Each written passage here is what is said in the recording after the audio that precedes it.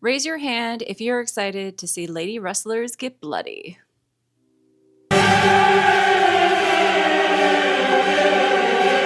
Greetings and salutations. Welcome back to my channel. This is part 2 of my recap on The Queen of Villains, a 5-part series from Netflix Japan that chronicles the life of Matsumoto, a wrestler from All Japan Women's Pro Wrestling during the 1980s, and shows how she became one of the greatest villains that pro wrestling has ever seen. I covered the first 2 episodes in part 1, so part 2 is all about episodes 3, 4, 5.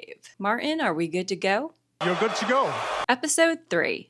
At the end of episode 2, Chigusa and Kitamura, now known as Linus Asuka, delivered a star-making match to a half-empty Korakuen Hall. We open episode 3 with them now being a tag team, which means the Crush Gals are officially canon. I assume we're now in 1983 because that is when the Crush Gals officially formed, but this show also simplifies and combines timelines in a way. Judging by the crowd, AJW has struck gold with the Crush Gals because Korakuen Hall is now packed. That's right, screaming teenagers have flocked back to wrestling. We also learned that AJW still hasn't gotten their primetime TV spot back. Usui, who we saw in episode 2, I think he's a TV promoter.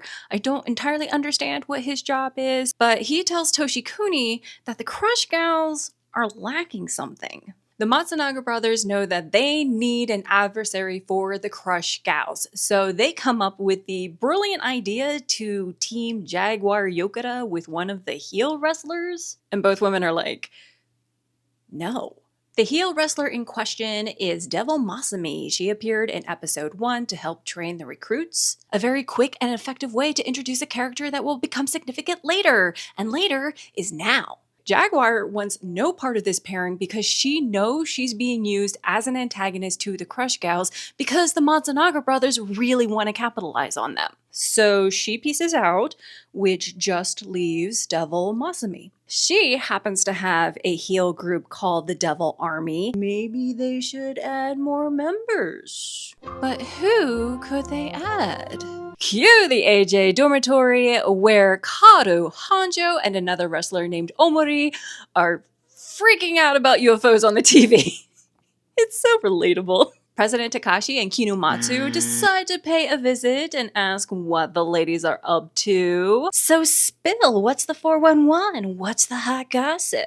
They're obviously fishing to find this new Devil Army member, but when asked who they want to fight, out of the blue, unprompted, Karu just says, "You can't punish me, YouTube, if it's in another language." But it's okay, guys. She's just talking about her dad. No big deal. Everybody in the room is deeply concerned about what just happened, but ka-ching, ka-ching, Takashi and Kinumatsu give a knowing look because jackpot. Cut to the dojo where both Karu and Hanjo, who don't have an ounce of evil in them, have both joined the Devil Army. Wait, is that an actual wrestler? Is that Maria? Maria is a wrestler from the promotion Marvelous, which Chigusa Nagayo founded in 2014, and I was actually wondering if any of those wrestlers would show up in this series. And I'm pretty sure that is her. The first order of action for the new army recruits is to learn how to use weapons, and I think it's safe to say that from this point forward, there will be blood. According to Devil, a true heel knows how to make someone bleed using any kind of tool. Back at the dormitory, Hanjo laments about having to wear a mask while Karu has to gain weight for the Devil Army when in walks Chigusa wearing makeup. Ooh. Chigusa and Asuka announce that they're going to be moving out of the dormitory because the new recruits are about to move in, and apparently Karu and Hanjo didn't get the memo. So they're told they should probably move out too. We then get a nice visit with Karu's mom, where we unfortunately learn that Daddy Dearest is still in the picture. And now it's time for a road trip. AJW hits the road and goes to some town, and we start to sense that the Crush Gals partnership is really getting Karu down, but she's not the only one who seems to have an issue with the Crush Gals. Jaguar sees the Crush Gals in a magazine promoting karate, and she's like, what the fuck?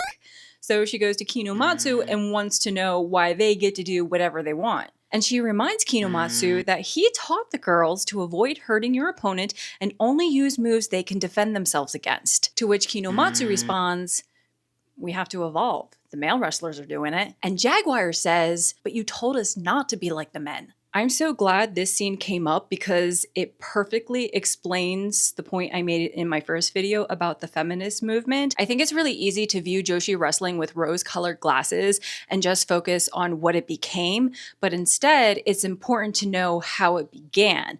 Even though these women were wrestling and, the heels were allowed to make their opponents bleed, they were still less than their male counterparts, which is why it was a huge deal that Chigusa wanted to do a different kind of wrestling, and why Chigusa and Dump Matsumoto were so insanely popular in the 80s with the style of wrestling that they were displaying. And it really transformed everything for women. So these Joshi wrestlers were as good or even better than their male counterparts, but I don't think they were being taken seriously, because let's look at the fan base in the 70s when they had that huge popularity in AJW. Remember that article I showed you, that little snippet said that 90% of the audience were teenage girls. And if you know anything about history and society, adults don't listen to teenagers. Adults have never listened to teenagers. So if you have teenage girls, a majority of teenage girls going to your shows, nobody's going to take that seriously, especially men,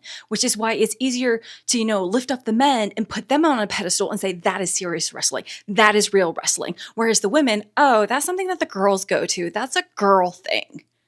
And that's why it was so important that Chigusa and Dump and all of the wrestlers in that company throughout the 80s did what they did. Anyway, continuing with the episode. Kinomatsu tells Jaguar that she's the champion and she should act like the champion, but Jaguar Yokota doesn't feel like she's being treated like the champion, so she demands an unscripted match against the Crush Gals. To which Kinomatsu says, okay. Fast forward to the Crush Gals having their beauty pair moment, singing in the ring while adoring fans scream along, and yeah, this is peak 80s. As for the match, it's the debut of the new Devil Army recruits, but first, can we take a minute to appreciate the craftsmanship of Hanjo's mask? No, that's not what Devil Masami wanted, but look at that stitching! Just as the Crush Gals finish singing, the Devil Army run to the ring and attack, and it is a disaster, to put it lightly. The match begins with Karu and Chigusa facing off first in a tag match, but Chigusa ignores Karu because she wants to fight Devil instead, which pisses Karu off. However, the future Dump Matsumoto is nowhere near her full potential yet. She's sloppy and clearly not in the same league as the other three women in the match. Now, remember when I said there will be blood? There's blood. And the teenage fans lose it. How dare Devil Masami destroy Chigusa's beautiful forehead? While Devil's going full heel mode, Karu is in turmoil seeing her best friend bleeding. She is not living up to her new baddie status. The Crush Gals are able to fight back against Devil, but Karu can't even get the courage to get into the ring to help her out. It's, embarrassing. So remember that hostility between Chigusa and the wrestler she kicked in the eye? Yeah, that wrestler is named Lovely, and she still hasn't let it go. In case you're wondering, Lovely was not an actual wrestler in AJW. I looked this up after episode 1, the group that she was part of.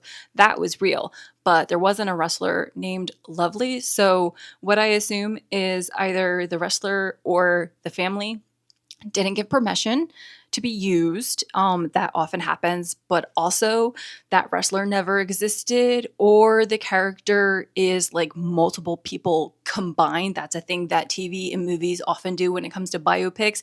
They'll take a character and just like condense a bunch of people or a couple people into one character instead of having like multiple different characters for no reason. Anyway, we get a sweet moment between Karu and Chigusa, just like the old days, which was episode 1 and 2. They go for a run together, but since this series really wants to beat us over the head with the metaphors, Chigusa pulls ahead of Karu, emphasizing the distance that now exists between them and their friendship. And I still cried. Oh my god, I was not expecting to cry so much at that. I feel like I look like Stevie Van Zandt right now, which was not what I was going for. We're We go back to Jaguar, who's still upset about the Crush Gals. Toshikuni tells her that the match she wants is going to be predetermined, but she's gonna win, so what's the big deal? The big deal is Jaguar knows she's still gonna be used to make the Crush Gals look good, which is why she's so adamant about having an unscripted match. And then Toshikuni lets her know that they have their reasons for what they do. It's money. It's always money. Taking a page out of Toshikuni's own playbook, Jaguar runs into Asuka and tells her to forget the script for their match and just fight. And Asuka was told to pass the word along to Chigusa, but she doesn't. Meanwhile, Abe's back. Actually, he's been back. I just didn't think his previous scenes were that important. And he invites Karu to join him up in the rafters where Takashi is also hanging out, because he can watch the matches objectively from that angle. It's the Crush Gals versus the two women who hate Chigusa the most, Lovely and Jaguar. Abe tells Karu to pay attention to the audience because even though Jaguar is doing great work in the ring, nobody is paying attention to her. They're all focused on Chigusa. Abe tells her that no matter how much skill you have, the one with the star quality takes it all in the end. Well, ain't that the truth? In the match, everything is going how the brothers expected when all of a sudden, Chigusa blocks Jaguar's flying crossbody with her knees. Remember, she wasn't told to go off script, and yet she's going off script. And the Matsumoto brothers aren't mad about this one bit. No, seriously, they are not mad about this because the crowd is really into it. Bruised and battered, Chigusa locks a sharpshooter onto Jaguar and gets her to tap out. There is no stopping that money-making machine that is the Crush Gals. But oh no! Lovely is beating the crap out of Chigusa backstage. Asuka is being held back while the other wrestlers watch. Thankfully, Kinomatsu comes to the rescue, but he wants Chigusa to apologize for going off script. Yeah, I see that guilt in your eyes, Asuka. In an act of defiance, Chigusa refuses to apologize, and the senior wrestlers refuse to be in a ring with her, to which Asuka says, well, why don't you quit? But she takes it a step too far for Kinomatsu's liking by claiming there would be no audience without the Crush Gals, and Kinomatsu's like, oh no you fucking didn't. I don't know about you, but I am sensing a lot of hostility and toxicity in this company. In real life, bullying and hazing were a thing that happened in AJW. We see the bullying that Chigusa endures, but Karu also experienced it. She has said that she was bullied and hazed when she was a rookie. The Crush Gals walk away, and Chigusa declares that she wants to change the state of pro wrestling, and Asuka is 100% behind that because she wants the same thing. It seems President Takashi has a similar thought, but he warns Toshikuni that if the Crush Gals keep doing what they're doing, the audience is going to get bored. That's what ended up happening to Beauty Pair. So they need to do something. Back to the dormitory, where Karu encounters one of the new recruits who seems to be crying. Her name? Keiko Nakano. Any guesses as to who that is? Keiko is getting really emotional over a profile piece on Chigusa and reads some of the quotes to Karu, like Chigusa being lonely when she was a rookie because she wasn't able to open up to anyone. She didn't have anyone she could call her best friend. Oh! Very hurt by these words, Karu grabs the magazine and reads, "There was someone who rescued me out of the darkness. It was Asuka." Stab me in the heart a million times, why don't you? I get it. It's a publicity piece that is meant to build up the relationship of the Crush Gals to their fans, so it is more fiction than fact, but Karu clearly doesn't know that. Already feeling like she was losing her best friend, this was the final nail in the coffin. And as if that wasn't bad enough, she gets called to the AJW office and told that her dad is scamming people by charging for Crush Gals autographs and claiming the people will get to meet them. So remember when Karu visited her mom earlier? Her mom had asked Karu for a bunch of autographs to give to her coworkers at the factories because they were huge fans. Yeah, I think that was an ulterior motive. Takashi demands that she fixes the problem, which means she has to go home and face her mom and dad. Right off the bat, Karu wants to know if her mom was part of the plan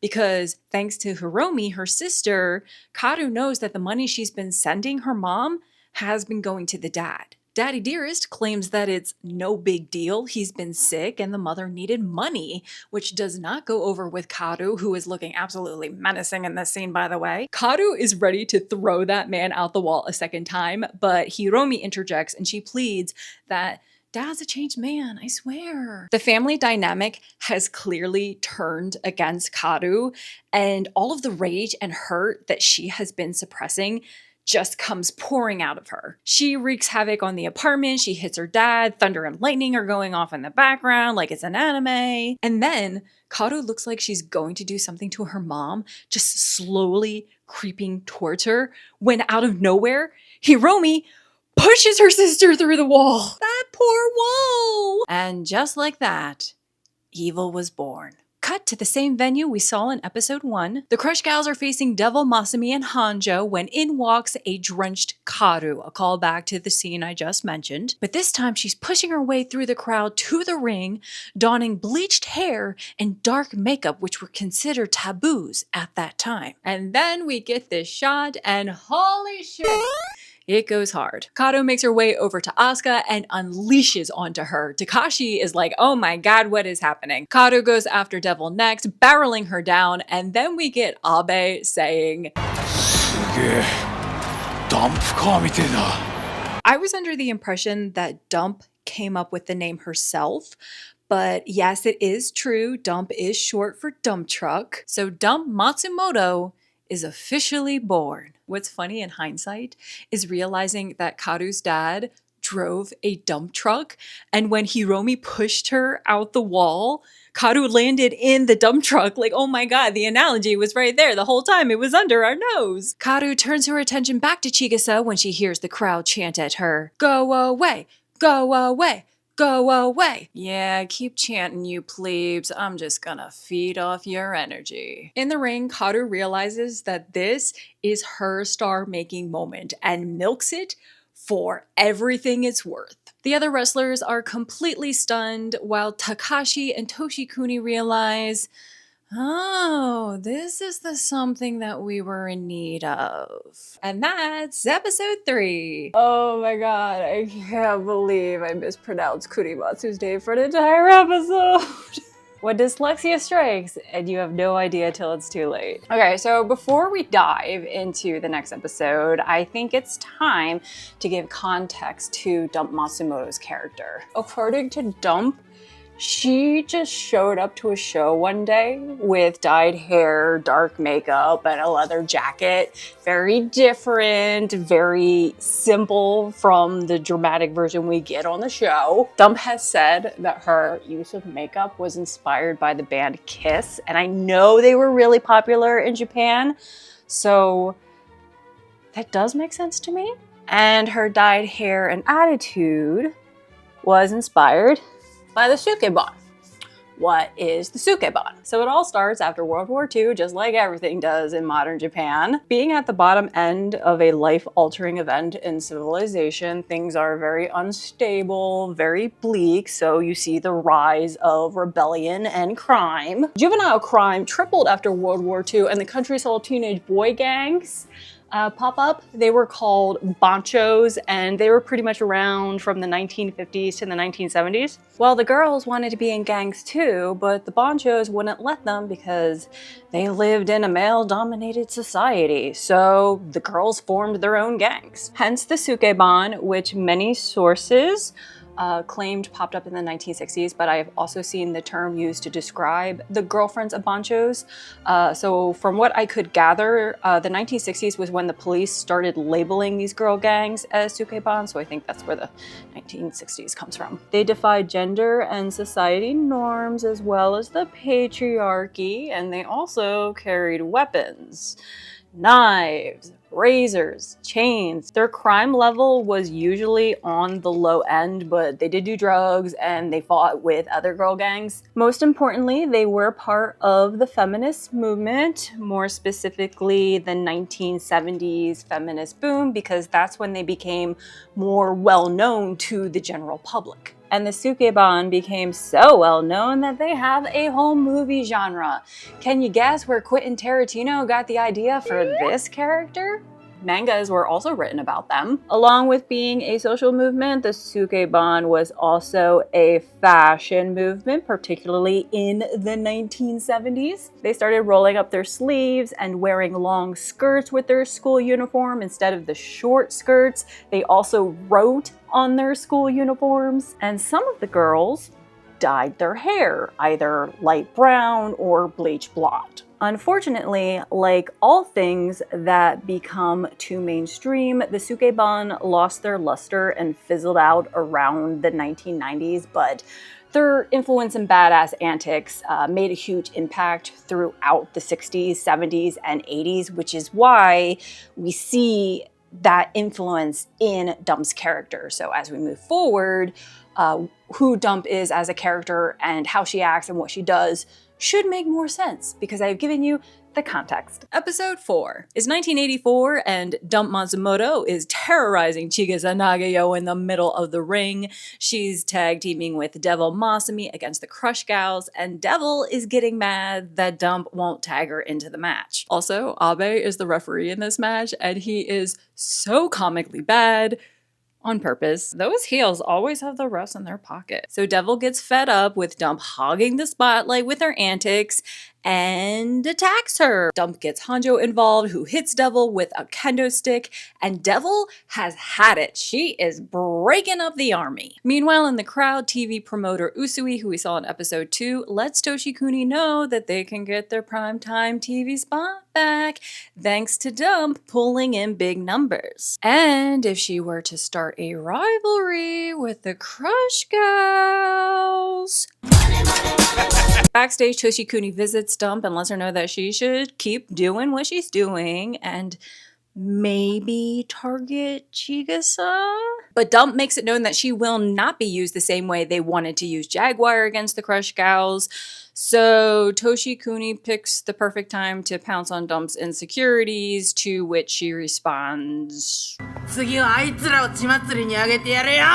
Backstage elsewhere, Chigusa complains to Kunimatsu about how the match went down. He thinks it's about the weapons, but oh no, Chigusa doesn't care about the weapons. What she cares about is Dump stealing the spotlight. Careful girl, your ego's showing. The next day, the wrestlers are boarding a bus to leave town, and Hanjo tries to apologize to Devil for her actions, especially because she threw her mask in Devil's face. Dump, with a very meek Keiko following behind, sees the apology and tells Hanjo, girl, what you doing? We shouldn't be apologizing. But Hanjo doesn't want things to be awkward because they have to ride the bus together, so Dump decides, you know what? We're gonna ride in Abe's van instead. Problem solved. While in the van, Dump takes the opportunity to promote herself as well as announce that she has a new gang, Gokuaku Dome. I just need you all to know that ever since I saw the Netflix translation for Gokuaku Dome, I have been lying awake every single night wondering, where did the atrocious alliance come from? Like, who came up with that translation? Like, where? I have been scouring the internet trying to figure out how the Atrocious Alliance became the official English translation of Gokuaku Dome, but all I found were other translations of Gokuaku Dome. Besides Extreme Evil Alliance, we've got the League of Extreme Evil, the Villainous Alliance, and the Superbads. I thought it might have come from WWE, but they were actually called the Devils of Japan, or Japan Devils, depending on who was the announcer. So yeah, I've come up short. If any of you know the answer, please tell me, because it is really bothering me. Like, how did somebody decide, who decided that the atrocious alliance would be what they are called in English? I just need to know. Anyway, they conveniently have a flag in the van and Keigo flies it out the window. It's a new day and the Crush Gals are getting their payday from the Matsunaga brothers, but Asuka expresses some concern about facing Dump. She says the matches are pointless and they should face the Dynamite Girls instead. The Dynamite Girls were real and the Crush Girls actually feuded with them in real life. Asuka just wants to be in a proper match, and who can blame her? It's exhausting bleeding almost every single day. I mean, think of the iron levels. By the way, if you're curious how much money the Crush Gals made, I came across an NBC report that said in 1986, Chigusa made 200,000 US dollars, which when you factor in inflation in 2024 would be about $575,000. If you, like me, are struggling financially, that is a lot of money. However, when you consider that the Crush Gals were like Taylor Swift levels of popular in the 80s, they were severely underpaid because the Matsunaga brothers were taking most of the profit. We then get to see a very different looking Hiromi who pays a visit to Dump at the dojo. She's there to tell Dump how much grief her new persona is causing the family. And this was true in real life. They received phone calls, threatening letters, and I believe Dump said that somebody came to their apartment waiting for her to attack her. And this burden does get illustrated later on in the episode. By the by, this new look that Hiromi is sporting, that would have been what the Sukeban looked like. You've got the bleach blonde hair, the long skirt, you got the jacket with the writing on it. So in case you were wondering, 1980 Sukeban, it looks like Hiromi has turned to the bad side while her older sister is pretending to be on the bad side. Very interesting. Hiromi then makes the ultimate heel move by telling her older sister that she's just like their father. And Dump doesn't like this, so she kicks Hiromi out. Over to the Crush Gals, they're in a studio recording some bland song that you know their fans are just gonna eat up and buy the records of, when Asuka tries to talk to Kunimatsu about her concerns. They're singing more than wrestling, and she just feels like their priorities are off. But Chigusa interjects that it's part of what they do because the singing is also entertainment. Damn girl, the fame is really going to your head. Outside the recording studio, Jaguar is waiting to talk to Asuka. She's taking up an offer to go train in Mexico because it's obvious the fans only care about Chigusa and Dump. She wants to leave the company in Asuka's hands and promises that when she returns, they'll both fight for the Triple WA World Single title. Back at the dormitory, Dump is feeling angsty about Chigusa, so she decides to take her anger out on Omori, who visits, dropping off Dump's fan mail. Dump is so mean, she kicks Omori out of the dormitory and then tells Honjo that they can't fight seriously if they're friends with the baby faces. So Dump's a fan of method acting. Somehow, I'll figure out a way to blame this on Daniel Day-Lewis. We then get a glimpse of Dump's fan mail and okay. To which Dump is like, you know what? Let's lean into it. And lean into it she does, because she's secretly a vampire. We then see a press conference where Takashi is announcing a new round-robin tournament called the First Toyo Television Showdown All Japan Grand Prix. Yeah, you really should have kept workshopping that one, fellas. So this brings us to 1985, which is when the actual tournament debuted. 1985 is also the absolute peak of popularity for AJW. Takashi informs the press that the tournament is to find the most skilled wrestler in AJW, with singles matches having a 30-minute time limit. 10 wrestlers will participate, with the tournament taking place over 3 months. Oh, and Takashi promises that there will be a match between Chigusa and Asuka. While this press conference is going on, we do get a fun cutscene where Gokuwaku Dome invades a television studio and Honjo is sporting a new look. Look at that perm. That's right, bye-bye Honjo. Hello, Crane you. See, I told you that would come back. Back to Takashi with one more important detail. Whoever wins the tournament final gets to face Jaguar Yokota for the Triple WO World Single Championship at Nippon Budokan. So the belt that Takashi is talking about is affectionately known as the red belt because it's red and it is the top title in AJW. Yes, the title that I have been referring to as the Triple WA World Single Championship. So I've actually seen the title named both ways. I don't know why, but I assume it has to do with translation. However, the title was adopted from Mildred Berg, who was a popular women's wrestler throughout the 1930s, 40s, and 50s, and she helped establish women's pro wrestling in Japan after World War II. I am skipping over a lot of details when it comes to the history to make this as short as possible. Mildred had a wrestling promotion called the World Women's Wrestling Association, Triple WA. So the real title name is Triple WA. We then cut to Toshikuni and Usui, who are hanging out, and Usui gives good news that the TV network is deciding on AJW's new time slot. And now that AJW is returning to prime time, they should really consider who makes it to the tournament final, because they've got viewership numbers to think about. Toshikuni says that Takashi actually doesn't want to rig the tournament, and Usui is like, yeah, sure, but the ratings. Back at the dormitory, Dump has the hate mail all over the walls, and I love that they included this scene because it reminds us that Dump is still a human being with feelings. She's still Karu underneath the persona. It's tournament time, baby, and we get a montage of matches. We get a few glimpses of the leaderboard where it's clear the tournament's between Dump, Chigusa, and Asuka. Oh hey, look who's back from Mexico with a new haircut! Jaguar chats with Asuka about her time in Mexico and how everybody there wants to talk about AJW, but more specifically, Dump and Chigusa. And Jaguar wants to know, when is it Asuka's time? How does somebody so talented get overshadowed? We have a little moment between Chigusa and Asuka, but it's obvious that Asuka is acting distant towards Chigusa, and Chigusa absolutely notices this. Chigusa wants to know what's wrong, and Asuka once again expresses that she wants to be a legit pro wrestler, and she just went along with the moves that Chigusa wanted to do because that's what Chigusa wanted, but now Asuka wants to be able to fight how she wants. All the parallels, I love it. Remember when I said the beauty pair breakup felt like it was foreshadowing something with Dump?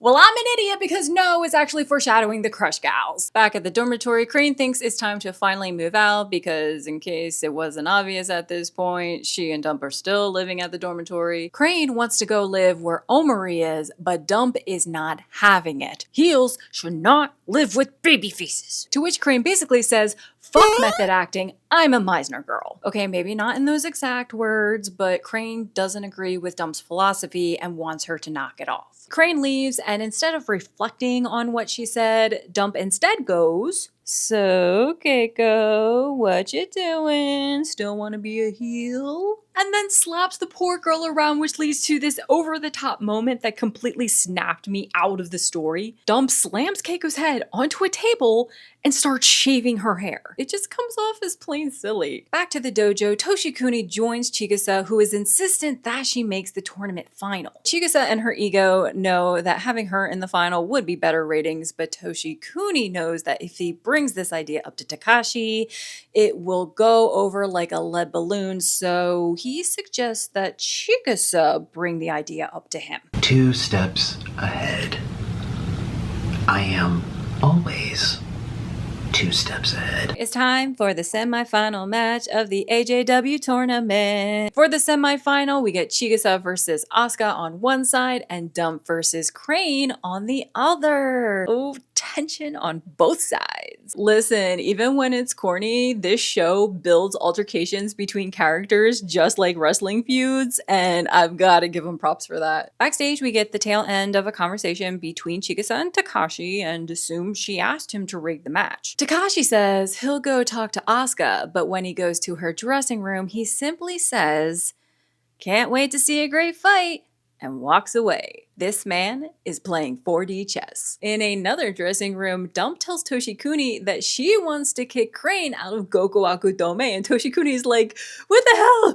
You just created this group and you're already trying to kick somebody out? Dump tells him it'll be fine, and cue the big reveal. Bull Nakano has officially entered the chat. Chigusa and Asuka are the first match up, and with the spirit of Ivan Drago inside her, Chigusa is relentless in attacking her partner. If he dies, He does. But Asuka will not back down. With 5 minutes left in the match, Chigusa is so frustrated that she's like, girl, did you not get the memo? You're supposed to let me win so I can go to the final. And Asuka's like, wait, what? Oh shit, Jaguar was right! Well, not today, Chigusa Nagayo. You wanna win?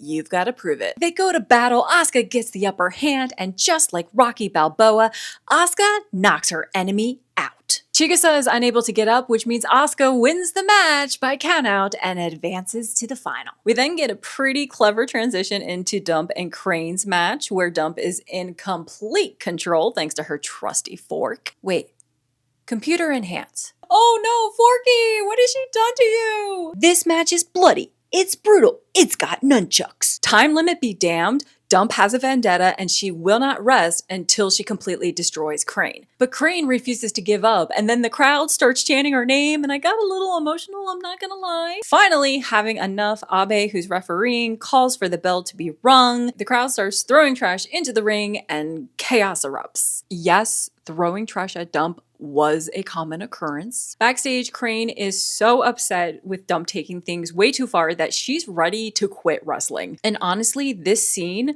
actually broke me because throughout this entire series, I kept asking myself, at what cost? I don't know, I'm just really in my feelings and questioning my enjoyment of watching these matches, and I feel like I should be viewing them through a very different lens now, and yeah, I can't believe this is my takeaway from this series. So Dump advances to the final against Asuka, but she wishes it was Chigusa instead. Speaking of Chigusa, she was knocked out so hard she didn't even realize she lost the match. And her ego will not stand for that. She tries to run out to the ring, but it is too late.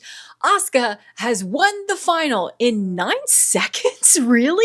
Did that really happen? She won the match in 9 seconds? That is absolute insanity. Post-match, Takashi, Toshikuni, and Usui are talking shop. Ticket sales are low for their upcoming Osaka show, so they need a big draw. While Chigusa's running around backstage trying to find the ring, she runs into Dump, who starts pummeling her. And look how convenient, the brothers are right there to see the action. Takashi wants to break the women up, but Toshikuni sees dollar signs. And that's episode 4. Episode 5. The last episode of this series opens with Bull Nakano going to see a man about a chicken. Don't worry, that will come into play later as we cut to a press conference announcing a match between Dump and Chigusa. It's going to be a hair versus hair death match, which is inspired by lucha apuestas matches in lucha libre. It's where something valuable is put on the line, like hair, mask, career, so to lose would be humiliating and dishonorable. Chigusa tells reporters that she has no desire to stoop to Dump's level by cheating during the match because she and Asuka have invented a style of wrestling that rivals men's pro wrestling. Dump has heard enough, she interrupts and goes on a rampage when in runs Bull with an uncooked chicken because the chicken man wouldn't give her a live one? I'm scared to know what Dump intended to do with the live chicken, because she shows everybody what she plans to do to Chigusa with the uncooked chicken. And they were roommates. We then see Usui visiting Takashi and Toshikuni, and the man is stressed because the TV network thinks this kind of match is too much for prime time, so they want to make sure that Chigusa is the winner because they want to ensure that there's a happy ending. Otherwise, their TV deal could come to a quick end. Cut to the AJW office where Toshikuni wants to have a chat with Dump and check out her new car. It looks like being a heel pays just as well as being a top babyface. Dump knows the meeting is about her losing the match and she's ready to walk, but Toshikuni is desperate. If she doesn't lose, the TV network won't broadcast the match, which means they lose money. So Toshikuni shows Dump how much money she could earn just by losing the match, and then tries to get her to sign an agreement. Dump leaves the office and heads down to the dojo. We assume that she has signed the contract, and wait a second, is that Crane in a referee uniform? That's right, Crane is no more. Hanjo is tired of being a wrestler, so she would rather train as a referee instead. The Crush Gals are doing a press tour, and backstage, Kunimatsu assures Chigusa that Dump has agreed to lose, but they better give a match worth broadcasting live. He also delivers some mail from Chigusa's mom, only to discover later that Chigusa has tossed it in the trash. Speaking of moms, Dump's mom and dad pay a visit to the doctor, who informs Dad that he's at risk of having a heart attack if he doesn't quit drinking. Will this come into play later? I don't know. Yes, I do. Only 10 minutes into the episode, we're already at the hair versus hair match. I was actually surprised by that, but I also assumed I knew where the episode was heading. I was wrong. This match actually took place in August of 1985, and the show does a hell of a job of reenacting it. We get a quick montage of both wrestlers getting ready. We also see Dump's parents watching at home in their brand new home that Dump bought for them. Yes, she actually did buy her mom a house, although I believe she said she bought it after she retired. But you know, we're just messing with timelines here. Hiromi wants absolutely nothing to do with the match, but her boyfriend wants to watch, who's dressed like a bancho, by the way. In the TV control room, Usui is pumped for the match, letting Takashi know that they are at standing room capacity, but Takashi is more concerned about the TV views. He leaves, and Usui confides in Toshikuni that this match can't end in a disqualification. It's gotta be a big finish with Chigusa on top. Toshikuni assures him that everything will be fine. In fact, they brought in a referee from Mexico to make sure that everything goes according to plan. It's time for the main event. Out first is Gogowaku Dome, led by Dump. Oh hey, who's that masked wrestler? Must be a new member. I actually went back and forth comparing the scenes to the real match, which was so trippy because even the lighting, the music, the staging of the entrances was so spot on. By the way, if you haven't seen the match and want to know how popular Chigusa was, just listen to this.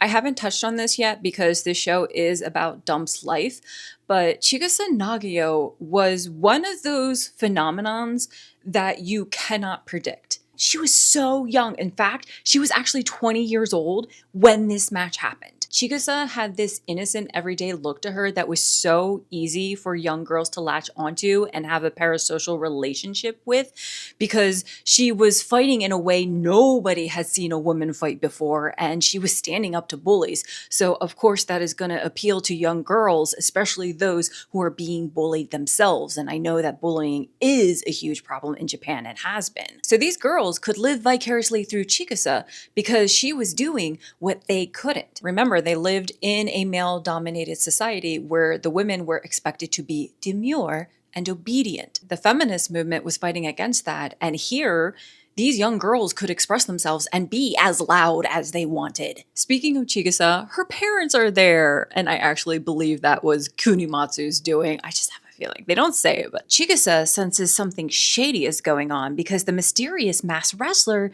seems similar to Dump. Dun dun dun! It actually is Dump! Oh my god, you mean that's the same guy? I have to laugh because this is a great example of the problem that exists in film and TV right now, where they've got to tell us instead of just showing us. In the actual match, masked Dump attacks Chigusa out of nowhere, leading to the big reveal. And they could have easily done this in the show. It would have worked perfectly. But I guess they didn't trust the audience to realize that. Trust your audience, please. I beg you. Despite the referee saying that there are no weapons allowed in this match, a death match, weapons are used at every opportunity by Dump. She also uses some of Chigusa's moves against her, and Chigusa took that personally. The match spills to the outside of the ring. Dump tries to grab the scissors Chigusa had brought out with her. And while all of this chaos is happening around her, Chigusa decides that all bets are off when it comes to weapons. She starts hitting every heel in her path with a metal trash can, and it is game on. This match is bloody, it's brutal, and the fans are losing their minds over it. It's hard to articulate the chaotic and frantic nature of this match as something that you have to see for yourself, but it doesn't quite work on screen for me because the scene needs to be staged and choreographed. The actors have to hit certain marks. You need control of the chaos for filming. So for me, this match doesn't quite hit the spot compared to the real thing until the climax. Back in the TV control room, Usui is freaking out because there is so much blood and it's being broadcast live across Japan. People are calling in to complain and the broadcast is running out of time despite the match not having a time limit. Hey, wait a sec. Dump won't stop attacking Chigusa, who is bleeding so much that everybody around the ring starts yelling to stop the match. Jaguar tries to ring the bell herself. Asuka throws a towel in the ring to surrender. And then we see the emotions of horror from Chigusa's family and shame from Dump's family. Okay, side note, rewatching the match in hindsight, I had no idea that the man who appears on the apron to try to stop the match actually was Kunimatsu, just like we saw in this scene. So much respect to everybody involved in this production because the details are impeccable. Asuka begs Chigusa to stop. They go back and forth with the towel because Chigusa refuses to quit. Asuka tries one more time to throw in the towel, only this time it's Dump who sees it. And she tells Asuka that this fight is between her and Chigusa. And then Dump hits Chigusa over the head with a chair, just like in real life, knocking our hero to the mat. Kunimatsu yells at the ref to start counting. Usui is like, wait, what the hell? This isn't the plan. What is going on? So Toshikuni runs to the ring and yells at Chigusa to get up. Dump stands over Chigusa. They are both covered in blood. They lock eyes, and then we get Chigusa's flashback POV to their friendship, and yes, I started crying. Chigusa reaches out to Dump, whose flashback POV is them drifting apart, and then all of a sudden, the referee counts. Chigusa Nagio has been counted out, and Dump Matsumoto is the winner. What do you mean? What do you mean? While a doctor tries to check on Chigusa, she is dragged back to that ring. The referee starts to cut her hair. The fans are crying. And then out comes the hair razor and it's bye-bye hair. It's the ultimate humiliation. But it's also a money-making moment. Hey, right, Takashi? We then get a very interesting dichotomy on the family front where the match tears Dump's family apart. Hiromi notices her dad's at the bar she's at and blames him for Dump being the way she is, while Chigusa's parents make their way backstage and are able to reunite with Chigusa. Yes, I did cry! So the match has come and gone, and we hear an announcement that the TV network is ending their live deal with AJW, and oh! Toyo is the name of the network! Oh! In real life, the TV network was Fuji TV, so that one went right over my head. I had no idea they changed the name. Wow. Dump is at the office receiving her pay while people are vandalizing her car outside. Toshikuni tells her that she's not getting the full amount because she broke her promise. But Takashi interjects with more money because actually she's a ratings hit who has the entire country in a frenzy. So the longer Dump keeps doing her thing, the more money AJW stands to make. Cue to a newly shaved Chigusa. She gets a visit from Asuka, who wants to let her know that everybody's worried about her and wants to know if she's okay, but Chigusa calls bullshit. She and Dump are all over the newspapers. They're a box office hit, and Chigusa's fan club has an influx of new members, so she didn't exactly lose. She tells Asuka the other wrestlers can stop pretending to worry because she knows they want to laugh at her. And then Asuka calls her out. Chigusa doesn't practice anymore, so it's no wonder she lost to Dump because her moves can't win her matches against anyone. And then it gets real deep with Asuka reminding Chigusa that she can't do pro wrestling alone, but Chigusa argues she can because she's always done everything alone. Somebody give this girl a hug and a therapist, stat. Asuka vents to Jaguar and says that she can't work with her partner anymore, and Jaguar gets it. She also says that Asuka is one of the biggest stars in the company, but hopes she'll stick around for Jaguar's retirement. That's right, another wrestler is about to bite the dust. Jaguar believes the company sees her as old news, so she'd rather quit than get let go like Jackie did. What a perfect opportunity to bring up retirement. So when it comes to AJW, I've seen so many English sites state that the company had a required retirement age. Dave Meltzer claimed it was 25. I've seen other sources say 26. But based on what Jaguar just said and a Chigusa Nagayo interview I randomly came across, I offer a different perspective. So Chigusa has said that things went sour between her and AJW because she noticed she was being put lower and lower on the card. So imagine being a huge box office draw and then all of a sudden you're not being used or you're just being used to enhance younger talent.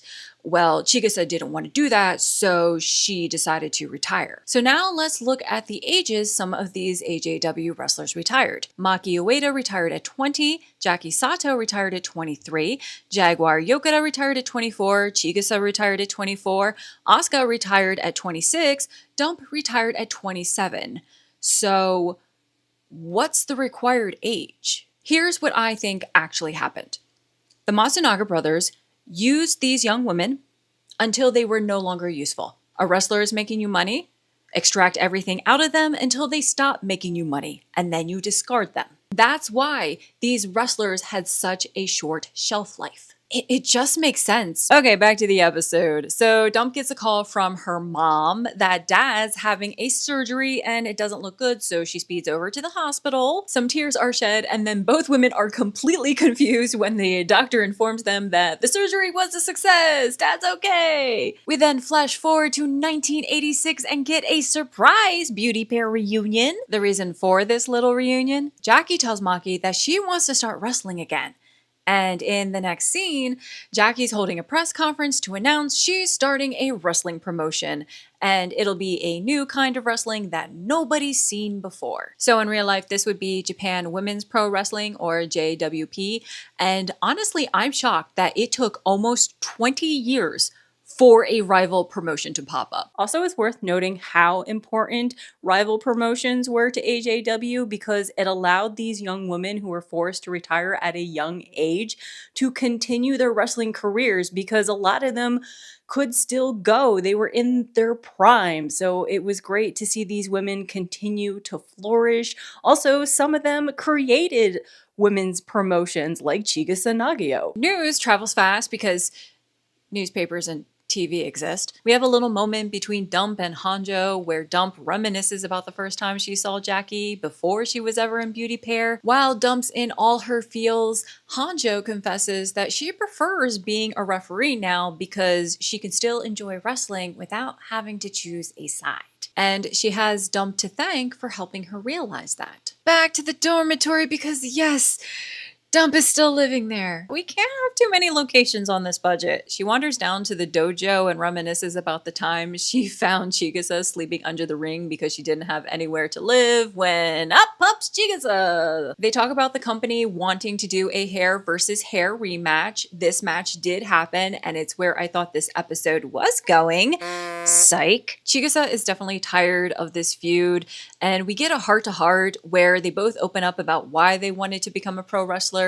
And in a moment of silence, you can definitely tell that they're just thinking, can't we just go back to the way things used to be? Yes, you can, ladies. Yes, you can! In the next scene, Dump is being interviewed by reporters after a match when one of them asks her about going to the US to wrestle, which did happen. She and Bull briefly appeared in WWE in 1986, and I very quickly mentioned this. They were called the Devils of Japan or Japan Devils, depending on who the announcer was. It was really weird. When out of nowhere, Dump announces she'll be retiring after she returns from the US. Of course, Takashi and Toshikuni are not happy about this because cash cow they can still make money off of. They tell her she can't retire because they've booked her into next year, so she throws Jackie into their face saying that they got rid of her when she was in the middle of a feud. Catch me outside, how about that? Toshikuni thinks that Dump has been recruited by that other company who shall not be named because they don't give a name.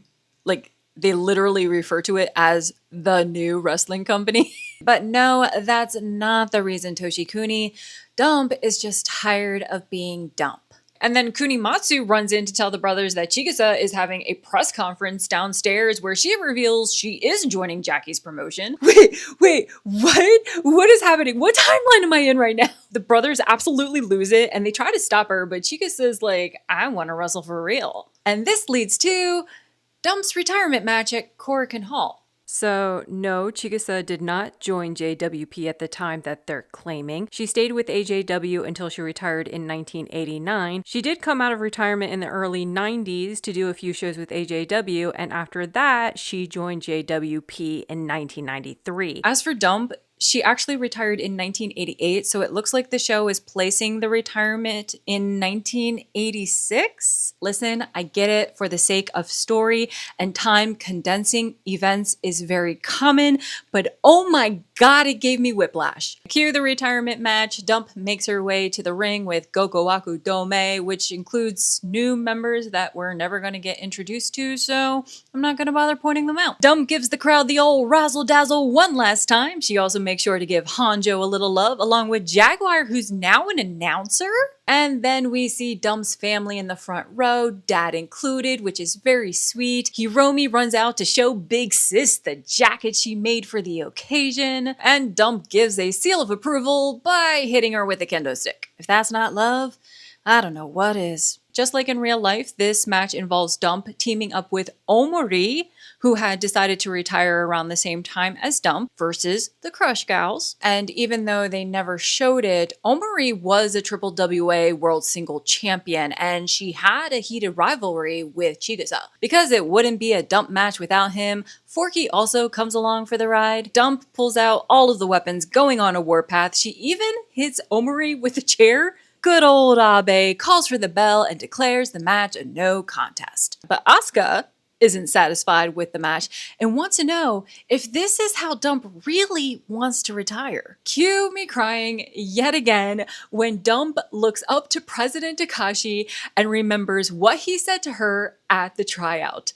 Go your own way. And damn it, she does. Dump tells the crowd she's going to show them some real wrestling. She calls out Chigusa and asks to put aside their rivalry so they can fight together in another match. And I love that Toshikuni is like, what? The crowd is going crazy and starts chanting for the women to have another go. Chigusa agrees to be partners and wrestle for real. She also says that Dump is the only one who can match the way she wrestles. Is somebody cutting onions in here? And then Omori gets in on the act, declaring that she and Asuka will team up against them. Oh, and no weapons. Asuka tells the crowd that they are gonna see wrestling that only they can deliver. So let's do this. Oh, and Toshikuni's on the ring apron and yelling at them to get out of the ring. Bye-bye, Toshikuni! Kunimatsu also tries to interfere, so Omori knocks him off of the apron, and then for good measure, the Crush Gals get rid of Abe. But wait, who's gonna referee the match? Hanjo! These 5 women all started together, so it's only fitting that they all end together. At this point, I am a snotty, blubbering mess, only made worse when Dump tells Chigusa, Dump Matsumoto is finished now. From now on, Karu is enough.